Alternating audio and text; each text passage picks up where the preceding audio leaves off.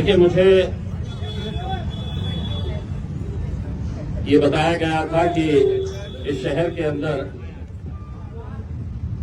कई 100 ऐसे हाथ गाड़ी वाले हैं जो टोकरी में अपना कारोबार करते हैं, जो रास्ते के ऊपर बैठ के कारोबार करते हैं।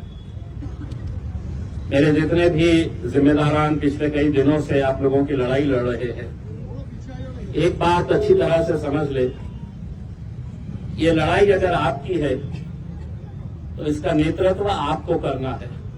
हम आपको सिर्फ पीछे से ताकत देने वाले हैं। अगर आप तकलीफ में है और आप ये उम्मीद कर रहे हैं कि साहब हमारी लड़ाई जो है वो नासिर सिद्दीकी लड़ेगा और मैं धूप के वक्त में जाके आराम करूंगा, तो ऐसा मुमकिन नहीं हो सकता है। जब रास्ते के ऊपर उतरना है तो पूरी ताकत के साथ उतरना है। जब लड़ाई लड़ना है किसी एक मुद्दे के लिए तो पूरी ताकत के साथ लड़ना है। आज महानगर पालिका के सामने ये जो आंदोलन रखा गया है, ये 2 दिन पहले मुझे बताया गया था कि क्रांति चौक से हाथ गाड़ी का एक मोर्चा निकाला जाएगा और महानगर पालिका तक आएगा। लेकिन नासिर भाई ने मुझे बताया कि पुलिस ने परवानगी नहीं दी। परवानगी इसलिए नहीं दी कि देश के उपराष्ट्रपति धनखड़ साहब यहां पर आने वाले थे, मुख्यमंत्री साहब यहां पर आने वाले थे, इसीलिए आपको इजाजत नहीं मिली। मैं पुलिस डिपार्टमेंट से यह कहना चाहता हूं कि इस देश के अंदर जीने का अधिकार जितना धनखड़ साहब को है और देवेंद्र फडणवीस साहब को है, उतना ही अधिकार ये कामगारों को है, ये फल फूल बेचने वालों को। ये मरे चलेगा, ये लाठियां खाए चलेगा, लेकिन धनखड़ साहब आ रहे हैं तो हमने ये आंदोलन नहीं करना चाहिए। ये तो शुक्र है मैं मुंबई में था, वरना रैली क्रांति चौक से यहां नहीं आती, धनखड़ साहब को पकड़ने के लिए जाती, देवेंद्र फडणवीस साहब के पास जाती। क्योंकि ये लड़ाई जो है ये कानून और गैर कानून की लड़ाई है। हमें यहां पर बैठने की जरूरत ही नहीं है अगर महानगर पालिका पूरी ईमानदारी के साथ कायदे की चौकट में रहकर काम करे। कहां है कानून की किताब? शोएब साहब, किताब दे दो, बोलना उनके पास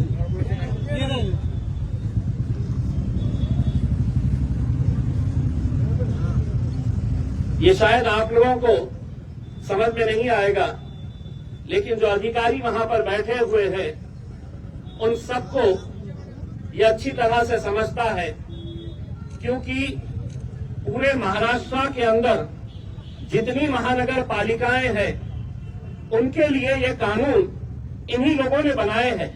न ये आपने बनाए हैं न हमने बनाए हैं। और इसमें आपको ताज्जुब होगा कि ये कानून के अंदर जो सबसे पहला कानून जो बनाया गया है, सबसे पहला कानून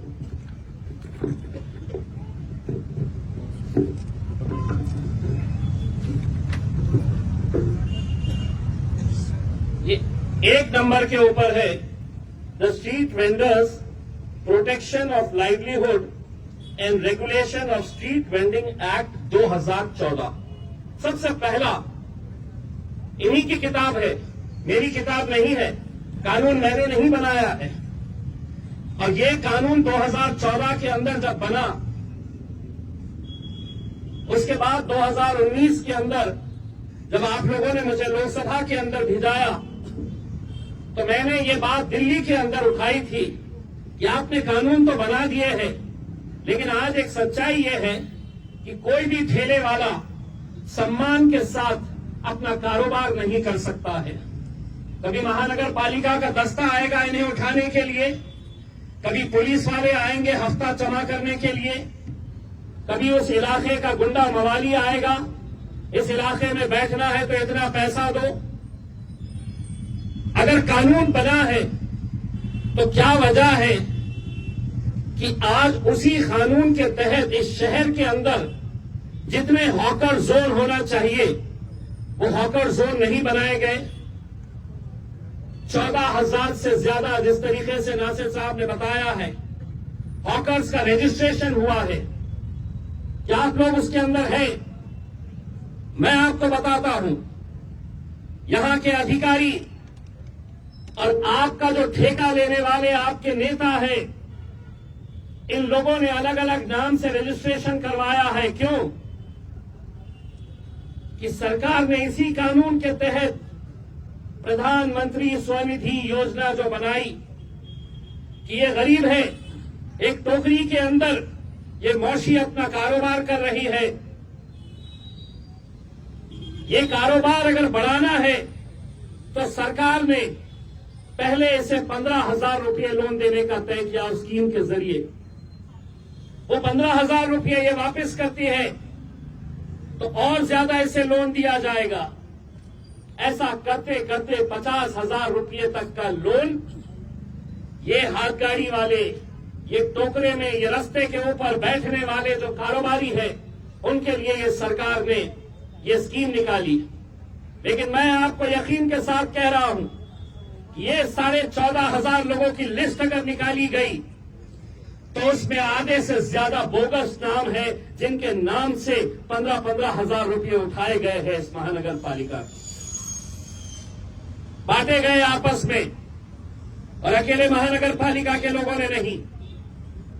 इसमें जो आपके यूनियन के कुछ पदाधिकारी है, जो शहर के छोटे मोटे लीडर हैं, वो सभी लोगों ने ये 15,000 रुपये उठाए आपके नाम पे, वापस किए, फिर 25,000 उठाए, वापस किए, फिर 50,000 रुपये आपके नाम के ऊपर उठाए गए। अगर नहीं तो मैं महानगर पालिका को ये कहना चाहता हूं कि जितने लोगों का रजिस्ट्रेशन हुआ है वो रजिस्ट्रेशन की लिस्ट ऑनलाइन डाले कि कौन से महल्ले के अंदर, मुकुंदवाड़ी के अंदर कितने ठेले वाले हैं, किसको लोन दिया गया है, उस्मानपुरे के अंदर कितने हैं, शाहगंज के अंदर कितने हैं, किरारपुरे में कितने हैं। ये पूरी लिस्ट आप डालिए, अपने वेबसाइट के ऊपर डालिए, आपको पता चलेगा कि कितने लोगों ने 15,000 कोई हाथ गाड़ी नहीं, कोई टोकरी के अंदर सब्जी फूल नहीं बेच रहा है, फल नहीं बेच रहा है, लेकिन आपके नाम के ऊपर 15,000, 25,000, 50,000 रुपये के लोन निकाले गए हैं। 50,000 लेने के बाद ये कोई वापस नहीं करने वाला, क्योंकि उनका पता ही वहां पर नहीं है। गलत तरीके से रजिस्ट्रेशन कराए गए, और सवाल यही पैदा होता है कि अगर ये कानून के तहत, अगर इन्हें सम्मान के साथ काम करने की, 2 वक्त की रोटी कमाने की अगर इन्हें इजाजत दी जाए तो ये क्या मांग रहे हैं? ये आपसे सिर्फ एक छोटी सी जगह मांग रहे हैं। महानगर पालिका की जिम्मेदारी है, कानून के तहत, मैं कोई भी बात कानून के अलावा नहीं बात कर रहा हूं, कानून के अंदर यह प्रावधान है कि हर मोहल्ले के अंदर हॉकर जोन होना चाहिए, हर एक को लाइसेंस देना चाहिए, आई कार्ड देना चाहिए। वो आई कार्ड से पता चलेगा कि कौन कहां पर बैठा हुआ है, किसका कौन सा इलाका है। लेकिन क्या ये सच्चाई नहीं है कि जो आ रहा है आपको उठाकर लेकर जा रहा है? मुझे बताया गया है कि हरसूल में किसी एक मुकाम के ऊपर जो जब्त करी हुई हाथ गाड़ियां हैं, कितनी हाथ गाड़ियां और जो वजन करने वाले कांटे होते हैं, कितने सारे हरसूल के अंदर पड़े हुए हैं। मैं मेरे तमाम जिम्मेदारों से ये कहना चाहूंगा, अगर इनकी मदद करना है तो प्रशासन को 8 दिन का समय दीजिए। एक एक गाड़ी इन्हें वापस मिलनी चाहिए, एक एक कांटा इन्हें वापस मिलना चाहिए। ये लड़ाई आप लोगों को, हम सबको मिलकर लड़नी है। आप बिल्कुल सही बात है, यहां पर बोलने वालों ने बताया है कि महानगर पालिका के अंदर सब कुछ अच्छा है, ऐसा नहीं है। गरीबों को किस तरीके से निशाना बनाया जाता है, कुछ दिन पहले एक अखबार के अंदर महानगर पालिका की तरफ से एक नोटिस आई, जिन जिन लोगों का टैक्स 1 लाख रुपए तक का नहीं भरा हुआ है, 1 लाख जिसका नहीं भरा है, उनकी प्रॉपर्टी जब्त की गई है। 1 लाख जिसका नहीं भरा गया है, ऐसे 32 लोगों की प्रॉपर्टी जब्त करके उसकी नीलामी करने की नोटिस महानगर पालिका ने दी। 1 लाख रुपया मैंने महानगर पालिका को लिखित के अंदर दिया हूं। कितने ऐसे लोग हैं शहर के अंदर जिसके 15 लाख, 20 लाख और 50 लाख रुपये बकाया है अभी तक। तुम उनको नहीं पकड़ोगे, गरीब को इसलिए पकड़ोगे कि तुम समझ रहे हैं कि गरीब की कोई आवाज नहीं है। लिखित के अंदर देने के बावजूद कि किस इलाके के अंदर किसके 15 लाख रुपए बचे हुए हैं, किसके 10 लाख रुपए बचे हुए हैं, क्या उनके लिए कानून अलग है? इनके लिए कानून अलग है। लेकिन नहीं, उन्हें यह मालूम है कि ये गरीब है, ये कितना लड़ेगा, कैसा लड़ेगा। लेकिन आपको मैं यकीन दिलाना चाहता हूं, कोई आए ना आए आपकी लड़ाई लड़ने के लिए, ये जितने खड़े हुए हैं मेरे साथ, ये आधी रात को आपके लिए खड़े रहने के लिए तैयार रहेंगे। मुझे खुशी है कि आपकी लड़ाई के लिए जिस तरीके से ये लोग अपने अपने इलाके के अंदर गए, मोहल्ले मोहल्ले के अंदर गए, और आप लोगों से यही अपील की कि ये लड़ाई हम लड़ेंगे आपके साथ मिलकर। हम भी चाहते हैं, हमारा क्या मफाद है इसके अंदर, हमारी सिर्फ यही कोशिश है कि ये गरीबों ने सम्मान के साथ, ऐसा नहीं कि महानगर पालिका की गाड़ी आ रही है तो महातारी बाई टोकरा उठाकर भाग रही है, हाथ गाड़ी वाले भाग रहे हैं। ये जहां पर हो रहा है, मैं एक आपसे भी कुछ बात कहना चाहता हूं। मैं धंधा कर रहा हूं तो मैं कहीं पर भी खड़े रह सकता हूं, कितनी भी सड़क के ऊपर मैं आ सकता हूं। इसका ख्याल हमको भी करना है। हमको भी ये बात सोचनी है कि जहां पर हम दीवार को लग कर अगर हम खड़े रह सकते हैं, चाहे वो केले बेचिए, फूल बेचिए, फल बेचिए, सब्जी बेचिए, जो बेचना है। लेकिन क्या ये सच्चाई नहीं है कि कई ऐसे रास्ते हैं कि जहां पर रास्तों के ऊपर हाथ गाड़ियां लगाई जा रही है। अगर हम इनका समर्थन नहीं कर रहे हैं महानगर पालिका, तो ऐसी हरकतों का भी हम समर्थन नहीं करेंगे, क्योंकि कानूनी लड़ाई हम उसी वक्त लड़ सकते हैं पूरी ताकत के साथ कि जब हम अपने नियमों के अंदर रहेंगे। यकीनन आज इनके पास कोई भी उन्होंने हॉकर जोन नहीं तैयार किया है, इसीलिए ये डर डर के कारोबार आपको करना पड़ रहा है।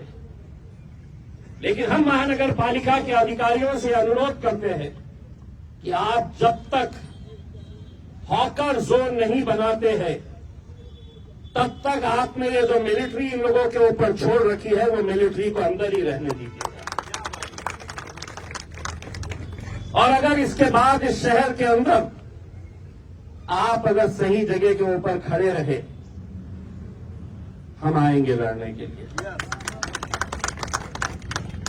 अगर इसके बाद अगर ये मिलिट्री वाले किसी एक गाड़ी को भी पलटी किए, फल फूल सब्जी अगर जमीन पर फेंकी गई,